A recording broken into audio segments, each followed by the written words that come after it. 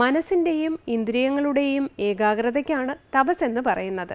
ആ ഏകാഗ്രത ആർജിക്കുന്നതിനുള്ള എല്ലാ ഉപായങ്ങളെയും തപസ് എന്ന് പറയാം.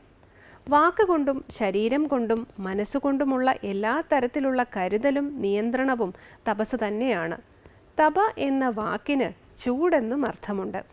വാക്കുകൾ ഉപയോഗിക്കുന്നതിനും തപസ്സിൻ്റെ ശക്തി വേണം. വാക്കിൻ്റെ ദേവത അഗ്നിയാണ്. അതിൻ്റെ സ്വഭാവം ചൂടും പ്രകാശവുമാണ്. പക്ഷേ ഇന്ന് നമ്മുടെ വാക്കുകൾ ചൂടും പുകയും മാത്രമാണ് നൽകുന്നത്. നമ്മുടെ വാക്കുകൾ മറ്റുള്ളവർക്ക് അറിവും പ്രോത്സാഹനവും ശാന്തിയും കൊടുക്കുന്നതായിരിക്കണം. ദുഃഖവും നിരാശയും ഈർഷ്യയും ജനിപ്പിക്കുന്നതാകരുത്. ശ്രീരാമൻ്റെ പട്ടാഭിഷേകത്തിൻ്റെ വാർത്തയറിഞ്ഞ് മതിമറന്ന് ആഹ്ലാദിച്ച കൈകേയി നിമിഷങ്ങൾ കൊണ്ടാണ് മന്ദരയുടെ വാക്കിനിരയായി ക്രോധാലയത്തിൽ പ്രവേശിക്കുന്നത്. പിന്നെയെല്ലാം മാറി മറിഞ്ഞു. സന്തോഷം നിറഞ്ഞ അയോധ്യയെ ദുഃഖത്തിലാഴ്ത്തിയത് മന്ദരയുടെ വാക്കുകളാണ്.